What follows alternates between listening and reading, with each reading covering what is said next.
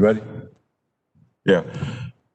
Good afternoon, everyone. Welcome to Land Use Committee. Before we go into the two bills, I'm going to turn it over to Matt in regards to Webex rules. So I welcome my colleagues and the other participants for attending the hearing. Matt? Thank you, Mr. Chair.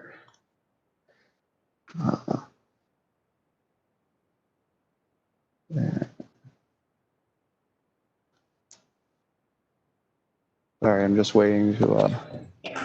Hey guys, I'm here.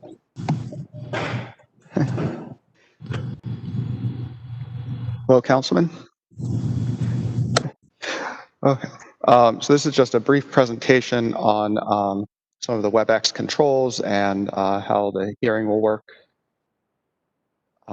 First, in the bottom center of your screen, you should have the following controls. On the left, controls for your microphone. Please keep yourself muted when you're not speaking. Next to that, you have controls for your video. We do ask that if you're speaking, that you turn on your video. Otherwise, participants can feel free to leave it off. We have a participants button that will allow you to see the panelists and attendees who are in the hearing.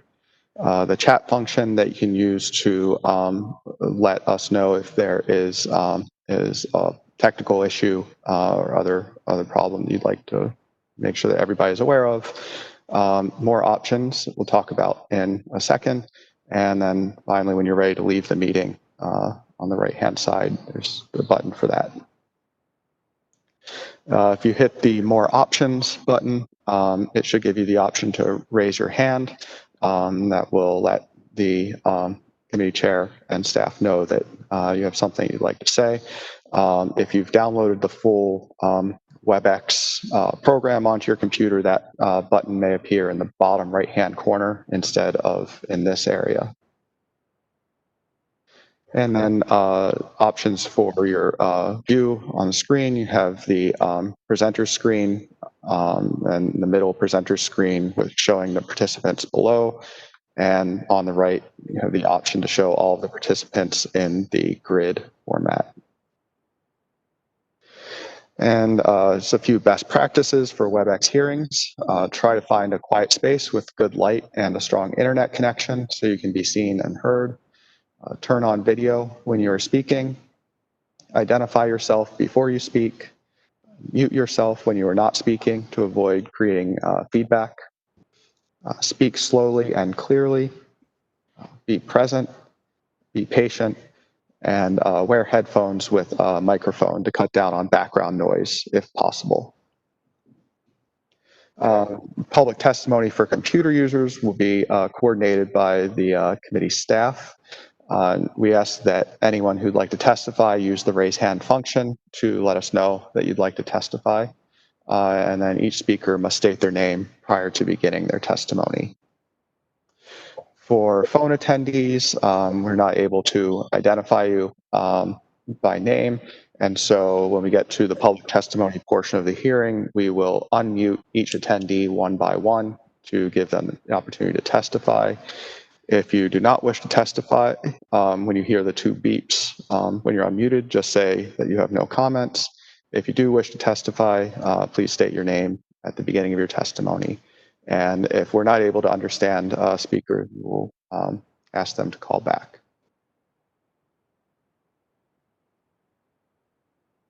And Mr. Chair, would you like me to go ahead and call roll for the committee? Yes, please. Committee members, when I call your name, please respond to let us know that you're here. Chairman Reisinger. Here. Thank you. Vice Chair Sneed. Here. Councilwoman Clark. Here. Councilman Costello.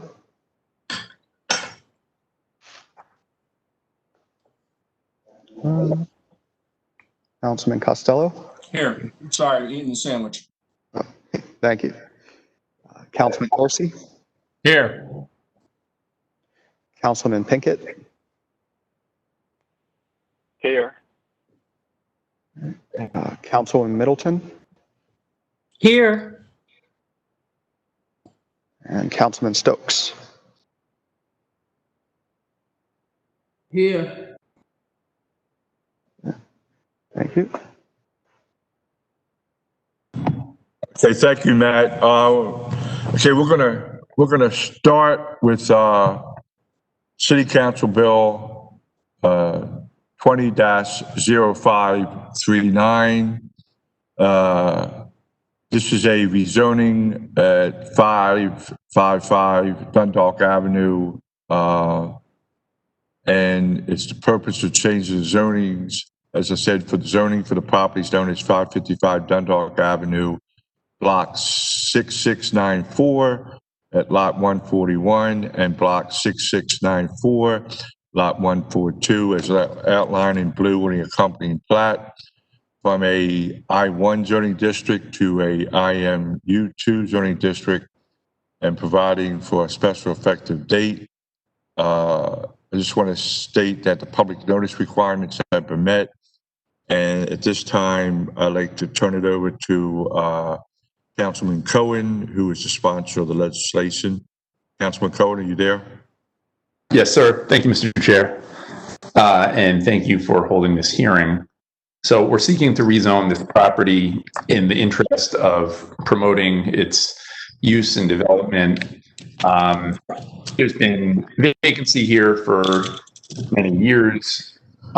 We agree with the planning department's assessment that the industrial zoning for the property designated in the transform process was a mistake. The intended use for this property, it's a restaurant owner, and we're hoping to be able to have drive-through for the restaurant. So appreciate the holding the hearing and any questions. Is there any questions for Councilman Cohen before we move into agency reports? No? I have one. Go ahead, Councilman Clark. At some point, are we going to ask the sponsor, please, whether he prefers which of the options for rezoning he prefers, IMU2 or C4, or do you have a preference? Thank you. Councilman? Yeah. Is it okay if I respond, Mr. Chair? Yes, go ahead with regards to the amendment. Go ahead. Yep. So I support the amendment. We believe that C4 should be the correct zoning for this property. Is that good, Councilwoman Clark? Does it answer your question? He supports the amendment, staff amendment? That's all I needed to know. Whatever he wants. Okay. Thank you. If there's no other questions for Councilman Cohen, we are going to start with the agency reports. We'll start with staff. Thank you, Mr. Chair, committee members. This is Matt Desantis with the City Planning Department. So the full staff report and the memo from the Planning Commission has been provided in your backup, and staff did recommend the amendment from IMU2 to C4, and the Planning Commission concurred and voted unanimously. And I just want to take a minute just to give some additional points of information which might be helpful to committee members and to put it on the record. So this is a little bit of an unusual position for the planning department. Typically, rezonings from industrially zoned properties to typically rezoning of industrially zoned properties, the planning department tends to not be supportive of. And so when this proposal was first brought to us, our initial reaction was to not be favorable to it. Long story short, the more analysis and research that was done on this particular property, it became really clear that the current I-1 zoning really didn't make sense, and it was rezoned during transform in error. So the property before Transform had a commercial zoning designation and had been zoned and used for commercial purposes for many, many years. In fact, this property is the site of the former Circle Drive-In, which was built in, I believe it was 1947, and then it served as a diner, a drive-in diner for decades, and then more recently it served ice cream and takeout. And then most recently, it had been used for used car sales with outdoor display, and then most recently, it has been vacant for the past several years. So staff's analysis led us to recommend to the Planning Commission, and they agreed that the site should not have been zoned I-1 in the first place. So and this is my wife who's walking in the background.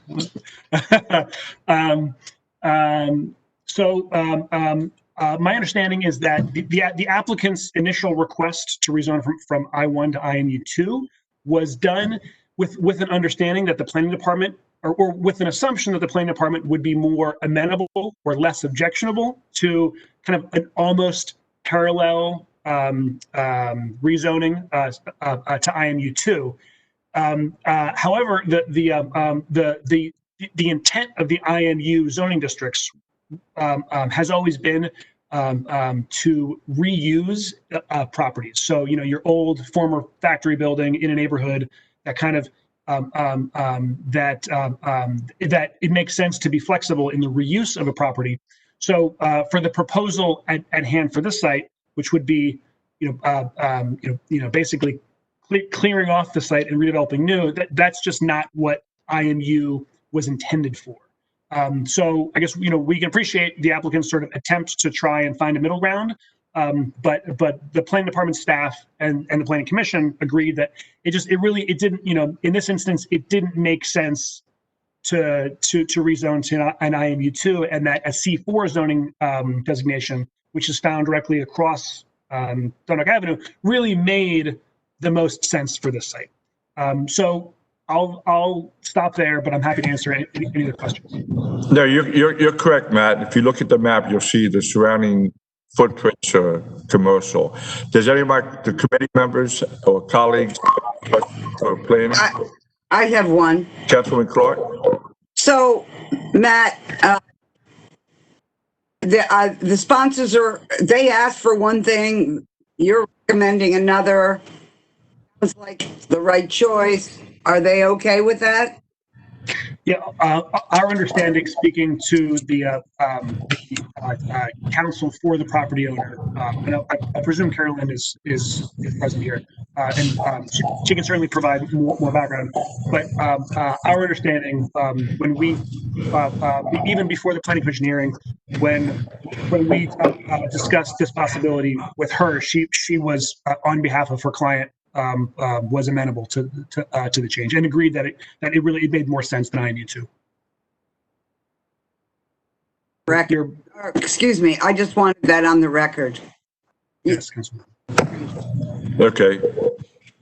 Thank you, Councilwoman Clark. Any other council colleagues have any questions? No? Matt, thank you. BMGA? Hi, Leva Nadeau for the BMGA. The BMGA stands by its report recommending approval with the amendment from the planning department. So you're favorable, correct? Okay, thank you. DOT? Mr. Chair, this Yes. is Liam Davis with Baltimore City DOT. We stand by our bill report, which is no objection. Okay, thank you. Law Department? Good afternoon. This is Victor from the Law Department. Okay. And we review the reports. You have enough facts before you to rezone the property, whether it's to the C4 or to the alternative. So if you agree with the facts that have been provided by the planning department, you are free to, and we will approve for form and legal sufficiency. Okay, thank you, Victor. HCA? Good afternoon, Mr. Chair, members of the committee. Stephanie Murdoch, Legislative Liaison for the Department of Housing and Community Development. We stand by our report and no objection. Okay, thank you. BDC? Good afternoon, Mr. Chair. This is Luis Cardona with the BDC. We stand by our report and no objection. Okay, thank you. Now we will go to public testimony. Matt, we have any participants? Thank you, Mr. Chair. Just before we start, I'll say as a reminder to everyone, if you'd like to testify and you're joined by computer, please use the raise hand function. It looks like Caroline Hecker has her hand raised. Caroline, go ahead. Hi, good afternoon. Caroline Hecker, Rosenberg, Martin, Greenberg on behalf of the applicant. Good afternoon.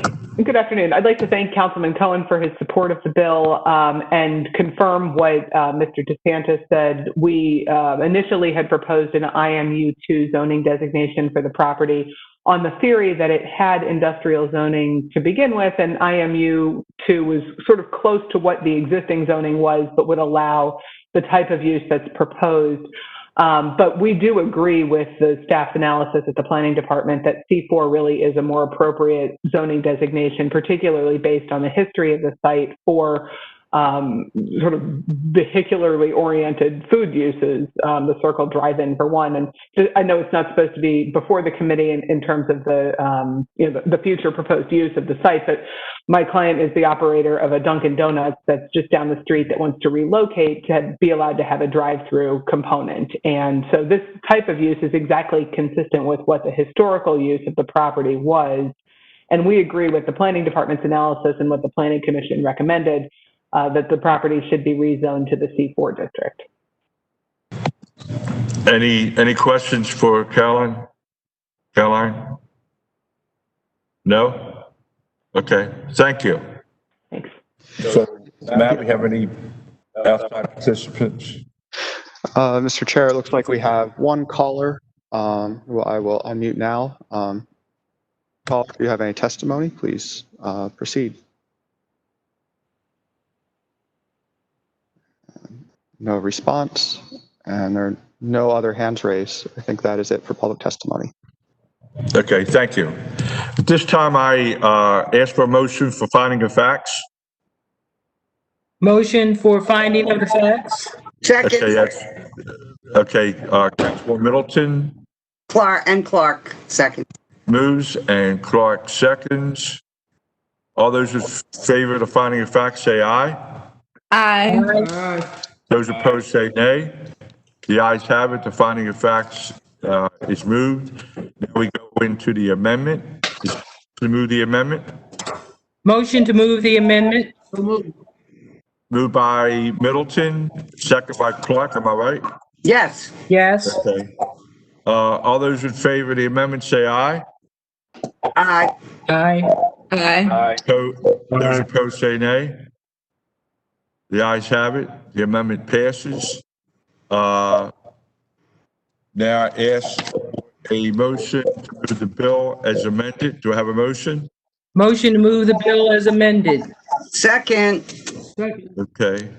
Moved by Middleton, second by Clark. Reisinger votes yes. Sneed? Yes. Sneed is a yes. Clark? Yes. Clark is a yes. Costello? Yes. Costello's a yes. Dorsey? Yes. Dorsey's a yes. Middleton? Yes. Middleton's a yes. Pinkett? Yes. It's a yes. Stokes? Yes, my phone. Can you hear me? Yeah, I hear you. Yes. We hear you. Oh, okay. Was it because it wasn't working at first? Yes. Okay, no, you're good. We hear you. So Okay. Stokes is a yes. We have 7 yes.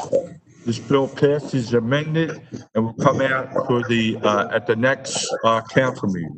This concludes City Council Bill 20-0539. And now, give me a second. We're now ready for City Council Bill 20-0540. 0541. This is a conditional use conversion of a single-family dwelling unit to 2 dwelling units in the R8 zoning district located at 1711 Guilford Avenue.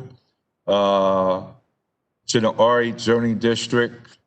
As I said, the property known as 1711 Guilford Avenue, block 1103 with lot 006, as outlined in red on the accompanying plat, and provides for a special effective date. All the public notice requirements have been met. And at this time, I recognize Councilman Stokes. It's your bill, Councilman Stokes.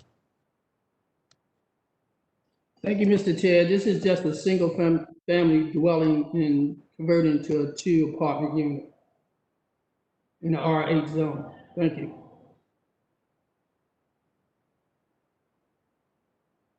Thank you. We will now go on to committee reports. We'll start with the planning department.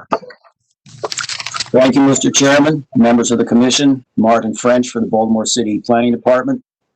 At its regular meeting of July 9th of this year, the Planning Commission considered this bill. The Planning Commission reviewed a staff report which recommended approval of this bill and adopted this resolution that the Planning Commission finds, in accordance with Section 5-406 of the Zoning Code, the proposed use provided in this bill would not be detrimental to or endanger public health, safety, or welfare, that it would not be precluded by any other law, including an applicable urban renewal plan, that it would not be contrary to the public interest, that it would be in harmony with the purpose and intent of this code, and that it meets all criteria for approval specified in subsection 5-406B of the Zoning Code of Baltimore City, as described in the departmental staff report, and further resolved that they recommend that the bill be passed by the City Council. With regard to the report itself, what the Planning Commission was referring to in terms of the standards, which they made findings of, included that the nature of the proposed site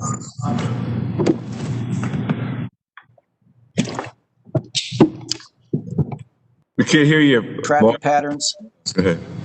Go ahead. and adequacy of proposed off-street parking and loading were sufficient, that the nature of the surrounding area and the extent to which the proposed use might impair its present and future development did not in any way impair this particular proposed use, nor vice versa, that it was proximate to dwellings, churches, schools, public structures, and other places of public gathering, that there was adequate accessibility of the premises for emergency vehicles, there was adequate accessibility of light and air to the premises and to the properties in the vicinity, that the type and location of utilities, access roads, drainage, and other necessary facilities that have been or would be provided were adequate to support proposed use, that the proposed use would enhance preservation of cultural and historic landmarks and structures, specifically the area in which this property is located. It would also enhance the character of the neighborhood. It would comply with and support provisions of the city's comprehensive master plan. It was consistent with the provisions of any applicable urban renewal plan. It was consistent with all applicable standards and requirements of the zoning code, and consistent with the intent and purpose of the code, and with any other matters considered to be in the interest of the general welfare. And that concludes our report. Thank you. Thank you, Martin. Any of my colleagues have a question for the planning staff? I do, Mr. Chairman, Mary Pat. Councilman Clark? Hi, Mr. French. How are you? Fine, thank you. Quick question. I'm just trying to picture this, and the sponsor will know. I just want to know if there are windows. If I read correctly, I know there have to be. I just like to hear it. If I read correctly, this is a 3-story house, but that will all be the 3 stories will be one unit, and the basement will be a new one, the other one. Is that the case? I believe so. In order to actually take out a use and occupancy permit for that additional unit, obviously the applicant is going to have to satisfy the fire and safety code, the housing code, and the building code. So we are convinced that if there's any required creation of additional openings, that will be handled through the construction and alteration permit process. Well, that's a good answer. But my colleague knows I worry about windows, but I'm sure he'll make sure there are windows in that basement apartment, right? Yes. Well, Like the last time, except this time it won't be caught in a fire. No, Thank you. Mr. Okay. Thank you, Councilman. Any other questions for Mr. French? Mr. Chair, I just want to make a comment. Go ahead. Councilman Stokes? This is to my colleague, Councilwoman Clark. I didn't want her to say, do they have any basement windows? She said it. Because the last time the building over in the 300 block in 21st Street, she asked if they had basement windows. Well, it caught on fire like a week later. So Councilwoman, just let me send you a text from now on and let you know if it has basement windows or not. Thank you. Well, thank goodness it did. Yeah. Thank you, Councilman. Thank you. That's will do. Now we will go BMGA. BMGA? The BMGA recommends approval of this bill. Thank you. DOT. Transportation? Liam? If you're there, unmute. Matt from the mayor's office, you have everything you want to say? All right. It has here, DOT has no objection for the bill. Yeah. Department? Yeah. Did you call the law department? Yes. Okay, I'm sorry, I couldn't hear you too well. The law department notes that the planning report, although it recited the standards, really didn't provide actual facts to support the standards. So if the testimony from others satisfies the council that there's facts to support those standards, then the law department can perform it. Okay, gotcha. Thanks. HC. Thank you, Mr. Chair. Stephanie Murdoch, Legislative Liaison for DHCD. We stand by our bill report in no support. And to Councilwoman Clark's concerns, I just double checked, but there are no active permits on file, but we will make sure that the applicant adheres to the building fire related codes. Okay, thank you, Steph. BDC. Thank you, Mr. Chair. Once again, this is Luis Cardona with BDC. We stand by our agency report of no objection to this bill. Thank you. Fire department, they have no objection. Parking authority. Parking authority does not oppose the passage of the bill. Okay, we're ready to go on to public testimony.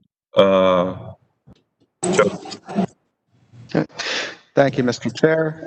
Just a reminder for everyone from the public who's joining us, please raise your hand if you would like to testify. And we have the applicant, Mr. Multa Ali. Please go ahead. Hi, this is Umar Musa Ali. First, thank you to Councilman Stokes for bringing this bill before for consideration before the City Council, and to allay Councilwoman Clark's concerns. The basement unit does have two 36-inch by 36-inch windows, so there are two points of egress in that second unit. Thank you. Okay, thank you for your testimony. Matt, any? Mr. Chair, there are no other hands raised and no callers. So I think. Okay, thank you. Before I go on to the finding of facts, I don't see it on any report, but is there any amendments? Someone said, is there a technical amendment, Matt, or can somebody give me clarification on that amendment? Yes, Mr. Chair, we do have a minor technical amendment from Department of Legislative Reference that is in the bill packet. that I sent out to the committee members. It simply corrects two typos. One is on page 1, line 2. Sorry, I think we're getting a lot of feedback. Yeah, could you please mute yourself while he talks? Thank you. Thank you, Mr. Chair. The first is on page 1, line 2. In the bill title, it is zoning conditional use in the original draft, and the amendment would remove that second conditional use that was included in error. And then the second amendment is on the same page on line 9, where the bill says article zoning. And I think the typical style is to have Article 32 zoning. And so the amendment would add 32 to that. Okay, thanks, Matt. So there's two technical amendments. So at this time, do I have a motion to move the finding of facts? So moved. Moved by Stokes. Do I have a second? Second. Who was that? Middleton? Clark. Clark. I just heard about those windows. I'm really excited and supportive. Okay. You better check them out. They might be painted. Okay. So Well, I know the owner's name now, so. Yeah. So the motion was moved by Stokes, second by Clark. All those in favor of the finding of facts say aye. Aye. Aye. Aye. So now we're ready to go to the amendments. And both are technical amendments. Do I have a motion to move the technical amendments? So moved. Moved by Clark, second by Stokes. All those in favor of the technical amendments say aye. Aye. Those opposed say nay. The ayes have it. Technical amendments are passed. Now I need a motion to move the bill. So moved. Second. Moved by Stokes, second by Clark. Vice Singer is amended. Sneed? Yes. Sneed is yes. Clark? Yes. Clark is yes. Costello? Councilman Costello? Yes. Is yes. Dorsey? Yes. Dorsey's yes. Middleton? Yes. Middleton's yes. Pinkett? Yes. Pinkett's yes. Stokes? Yes. Stokes is yes. We have 7 in affirmative. Bill passes with amendments. Bill 20-0541 will come out when second read of the next council meeting. This concludes City Council Bill 20-0541. I thank everyone for attending the land use hearing for both bills. This is the end of the meeting. The hearing. Thank you, Mr. Chairman. Good work. Thank you. Thank you. Leave it.